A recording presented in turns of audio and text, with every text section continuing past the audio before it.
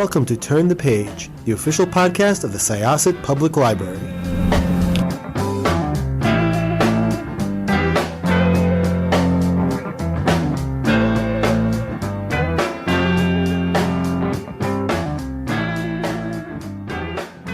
Welcome to Syosset Library's Turn the Page podcast. I am going to be your host today. I'm Jessica, and I am here with Nick Medina, who wrote Sisters of the Lost Nation, which was last year, I believe.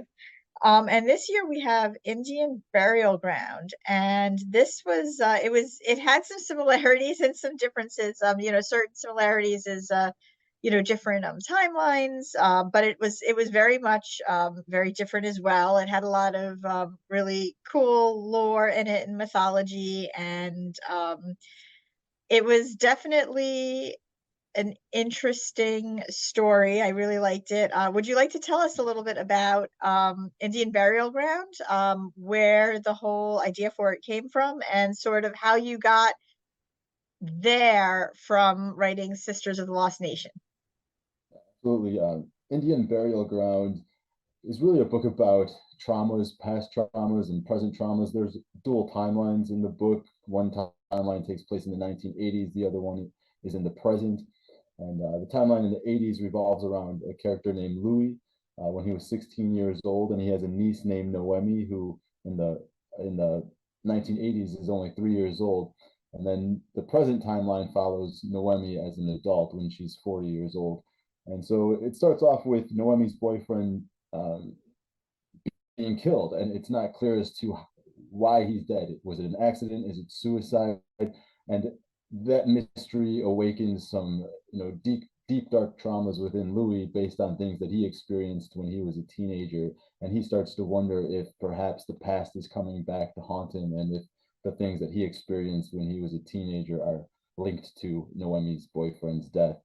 And it's a horror novel, as you mentioned. It leans much more into horror, I think, than my previous novel, Sisters of the Lost Nation. And as the name implies, there is an Indian burial ground involved in the book, but that's not what the book is only about. The real burial ground exists, I think, within the characters, what they've buried, the traumas that they're dealing with, and the pain that comes back.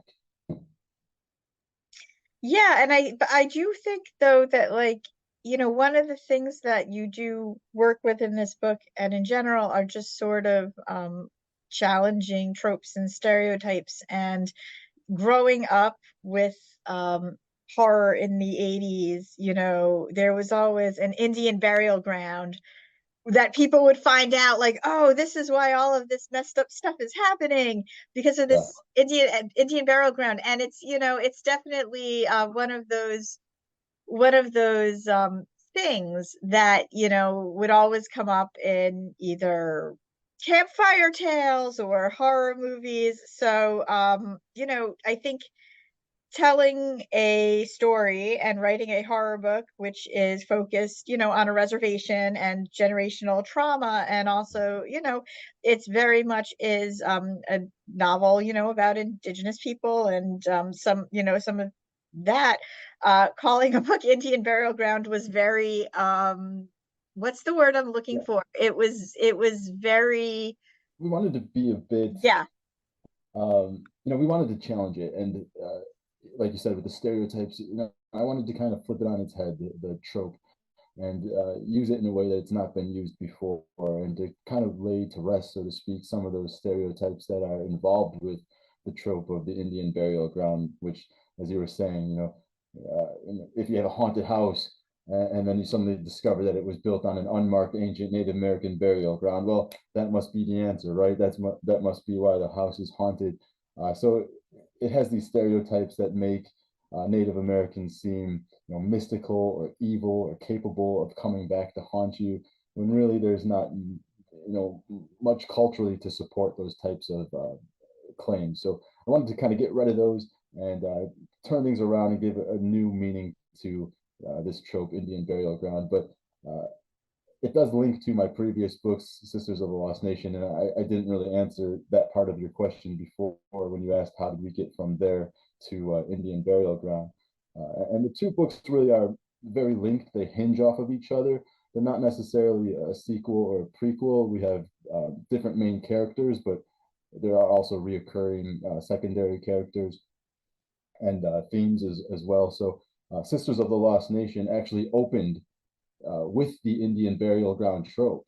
It opens with the main character, Anna Horn, at 7 years old, being told this story by her uncle, where he tells her that graves were dug up in the tribal cemetery and that one of those graves belonged to the old tribal chief, and that his skull was taken and his skull turns into this mythological entity that can kill you, and stalk you and kill you. And she becomes very afraid of this entity, which is a rolling head. And so I wanted to play off of that and expand on that with an Indian burial ground and give you the answer. Who dug up those bones in the cemetery, why they dug up those bones. And then in doing so, I was able to expand on that and, like I said, put to rest the stereotypes and get rid of that trope.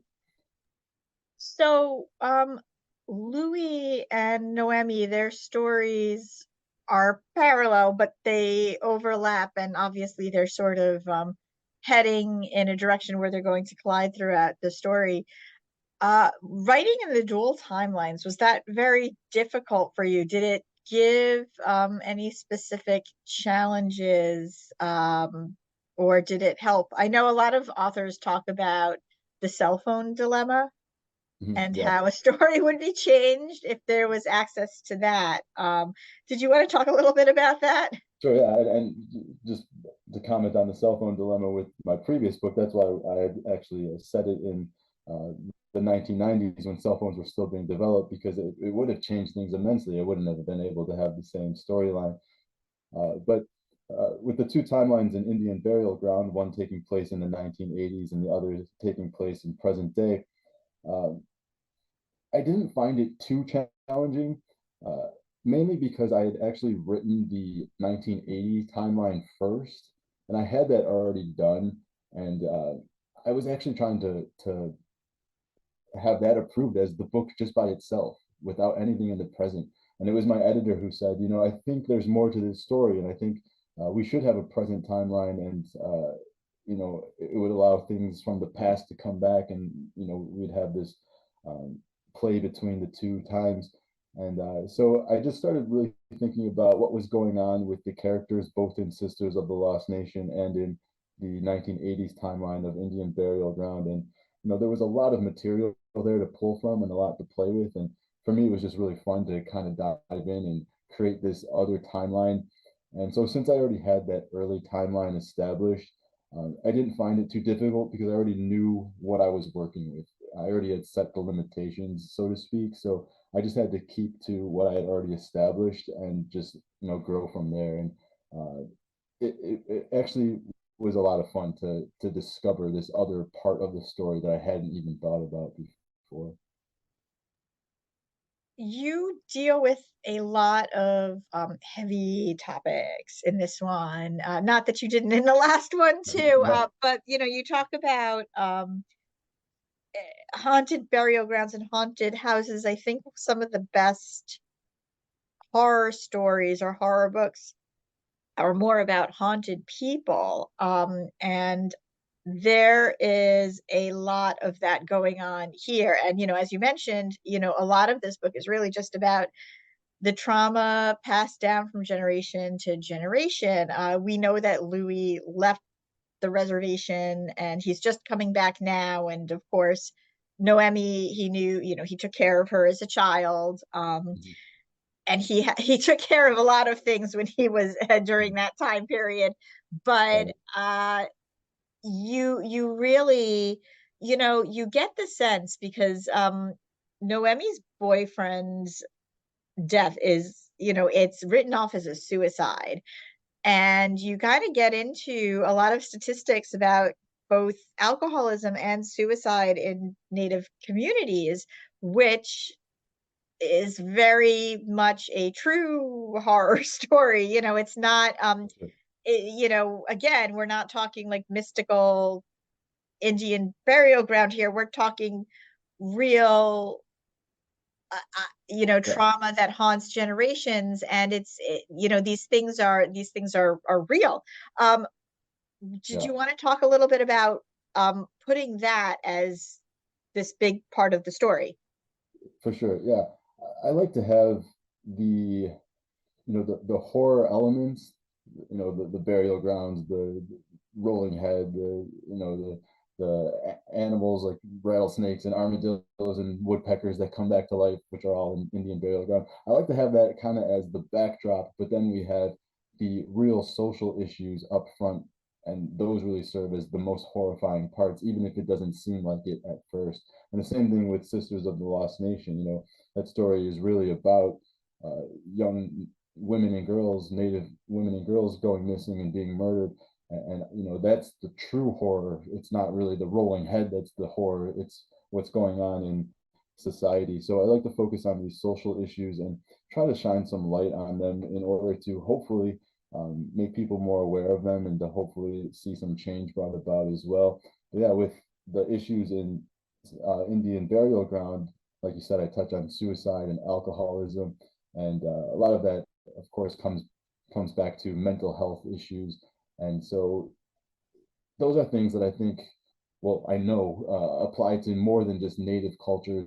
They apply to so many cultural groups in the United States. And um, after the pandemic, we saw this uptick in suicides, and that was across the board, but it was especially true within Native and Indigenous communities. They had the highest uptick for some reason with suicide. So I wanted to just shine some light on that, and hopefully, like I said, hopefully they'll do some good in the long run.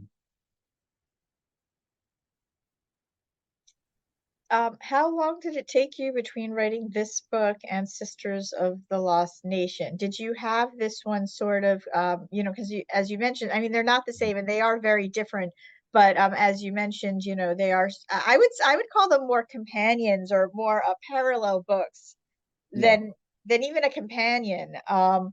Did you have this story? I mean, obviously, because you referenced part of it. Did, uh, how long did you have this one kicking around while you were writing the last one? yeah. I actually had the 1980s timeline already written before Sisters of the Lost Nation, and that's what part of that actually inspired Sisters of the Lost Nation because I already had, the parts about the bones being dug up. So then that's when I was able to create the opening to Sisters of the Lost Nation. So everything kind of played together. And then after Sisters of the Lost Nation is when I wrote the rest of Indian Burial Ground. And that probably took, I don't know, maybe 6 months or so, just the planning and writing part, maybe less. I don't know for sure offhand. It wasn't a super long time. Um, and then, we spend a lot of time, of course, editing and revising and all that stuff that goes into putting together a book. So maybe all in all, it was another 8 to 9 months to get everything together and ready to go. Does story come for you first, or does character come for you first? Usually starts with some element of the story, something that sparks an idea in my mind. So, for instance, with Indian Burial Ground, I had read an article years ago.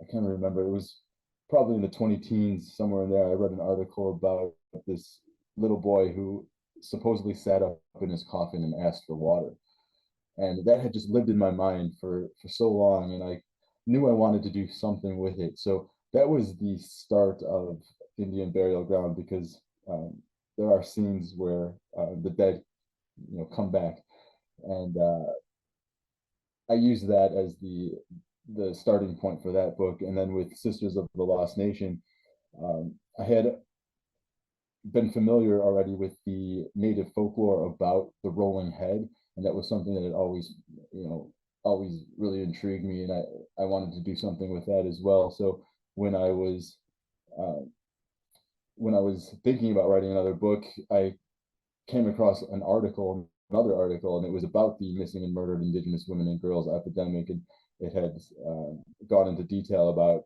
two sisters. and one of those sisters unfortunately had gone missing and is still missing today. And so that's when things clicked for that story. I had the rolling head, I had that article about the two sisters that came together and turned into Sisters of the Lost Nation. I actually, now that you say this, maybe I'm tricking myself, but I feel like I remember that story about the little boy sitting up. Yeah, I know it had gone around on the internet even years later after that original article. I saw it again years later because it's still something that makes its rounds. I don't know if it's social media or whatever, but yeah, it's one of those uh, tales that might be turning into an urban legend at this point. Yeah, I was gonna say, like, at what point at what point does it does, because now I'm gonna, like, oh, maybe I should actually look back Yeah, before I I know yeah, I but have it saved somewhere. I do remember reading that. Yeah, I could. I have it saved somewhere. I could probably pull it up as we're talking. But But yeah, yeah, that is a heck of a place to start for a story. So, so really just like the spark and the idea come first, and then character sort of builds around that. yeah. So after I get that spark and have something that I want to play with, so to speak, then I start to ask myself, well, uh, who's going to be involved here? Who is this going to impact? What's their story? What's going on in their lives? What do I want to address? And eventually, the pieces just start falling together, and it grows and grows and grows, and before you know it, you have the whole story ready to go. Uh, so, so yeah, I always start with something that captures my imagination and makes me, want to actually create a story around it. Are you looking to write something else that is companion to these two books? And also, I also have to kind of commend you for all of your characters being so different. I like, obviously Noemi's at a completely different point in her life than um, Anna was, and Louie is a really interesting character as well. Really, I do enjoy just sort of their voices. They all have very distinct voices. Yeah. So with Sisters of the Lost Nation, I had intentionally left a couple of things unanswered, including who dug up the bones in the cemetery that inspired the story that frightened Anna so much. Also, I didn't answer the question of what happened to Miss Shelby, who was a character that influenced Anna as a young girl, but who had died when Anna was only 7 years old. So Indian Burial Ground answers those questions. What happened to Miss Shelby? Who dug up those bones? And then in Indian Burial Ground, I leave some things unanswered as well. As you mentioned, the Noemi's boyfriend's death is pretty much labeled as suicide. It's not for sure though. And so I just finished the first draft of the follow-up to Indian Burial Ground, which will answer what actually happened to that character. You've got a really good way of stringing people along with your I story. find it so much fun because I don't want to do a series necessarily where I have the same main characters. I like to focus on different characters in each story. So each of these books will have its own set of main characters with their own issues and their own horrific traumas that they're dealing with. But then you also have the secondary characters, which links everything together. And it's been a lot of fun to kind of build this world on this reservation, and I think there's so much to explore, and I think it can keep going and going if I let it. I had never intended for it to go beyond one book really, but then those questions are there, and the answers sometimes just pop into my head, and I have to develop them and let them turn into whatever they want to be, whatever story they want to be. Thank you so much. This was awesome. When does Indian Burial Ground officially hit the shelves? Indian Burial Ground will be out April 16th. Also wanted to mention that Sisters of the Lost Nation is out in paperback March 19th as well. So lots going Grab on. both. By the Yeah, time this airs, you will be able to get your hands on both. awesome. Thank you so much. Hopefully, we will chat next Yes, year about the next book in this companion or parallel group of books. Yeah, thank you so much. It's always nice talking with you and Syosset. I did summer scares with you over the summer, so looking forward to our next meeting. Thank you so much. And we Thank are you. going to close the chapter of Turn the Page. It's time to close this chapter of Turn the Page. Join us for the next episode.